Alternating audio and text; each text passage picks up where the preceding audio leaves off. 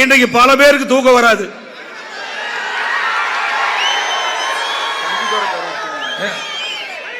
சொல்லிட்டு ஏன்னா கோட்டையிலே இருக்கின்றவரை வீட்டுக்கு அனுப்புகின்ற கூட்டம் இந்த கூட்டம்.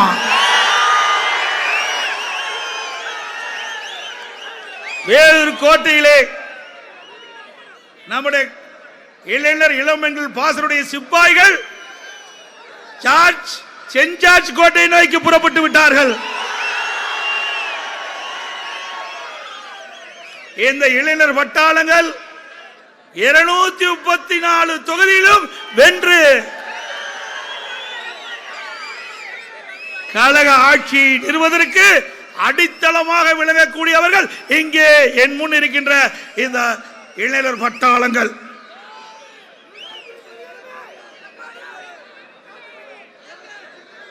இன்றைக்கு பொன்மனச்சம்பல் புரட்சி தலைவர் எம்ஜிஆர் இயக்கத்தை துவக்கின்ற பொழுது தீய சக்தி திமுகவை வீழ்த்த வேண்டும் என்பதற்காக இந்த இயக்கத்தை துவக்கினார்கள்.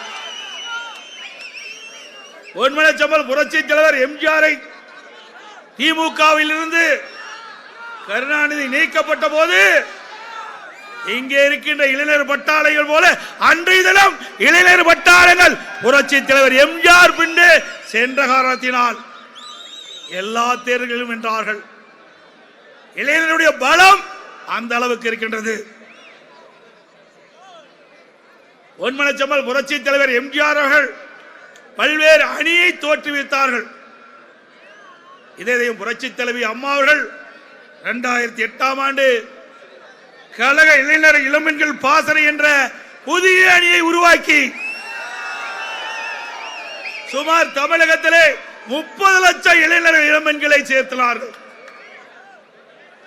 ஆக இந்த அமைப்புக்கு ஒரு வலிமை கிடைத்தது, இயக்கத்திற்கு ஒரு வலிமை கிடைத்தது.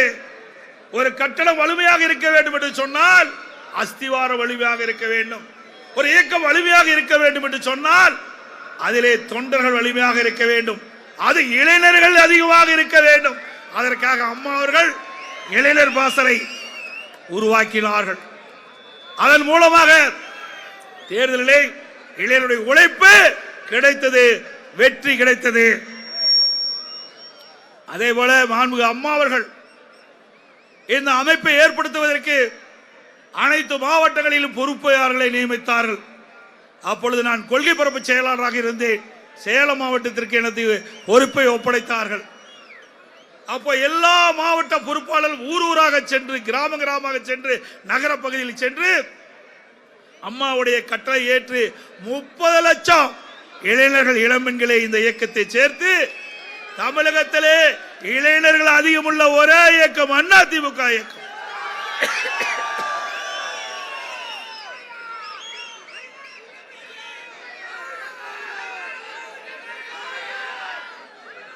இன்றைக்கு இதயம் புரட்சி தலைவி அம்மா இருக்கின்ற பொழுது எந்த எழுச்சியை பார்த்தோமோ அதே எழுச்சி இன்றைக்கு இந்த நிகழ்ச்சியிலே பார்க்கின்றோம்.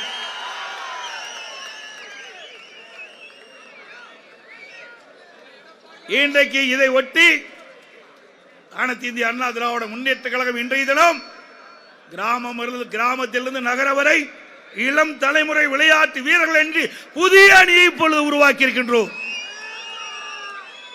ஏன்னா விளையாட்டு என்பது இளைஞர்களுக்கு பிடித்தம். எல்லா பகுதியிலுமே இளைஞர்கள் விளையாட்டிலே ஆர்வம் கொள்வார்கள். அப்படிப்பட்ட ஒரு அணியை உருவாக்க வேண்டும் என்ற அடிப்படையிலே இன்றைய தினம் அனைத்து இந்திய அண்ணா திராவிட முன்னேற்ற கழகம் இளம் தலைமுறை விளையாட்டு வீரர்கள் என்ற ஒரு புதிய அமைப்பை உருவாக்கி இருக்கின்றோம். இந்த அமைப்பின் மூலமாக அதிக அளவிலே இளைஞர்கள் ஈர்க்கப்படுவார்கள்.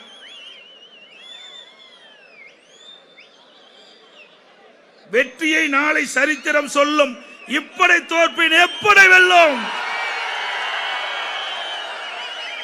இந்த இளைஞர் இளம்பெண்கள் படைதான் சிப்பாய்களாக இருந்து இந்த தேர்தலை களங்காழ்வார்கள்.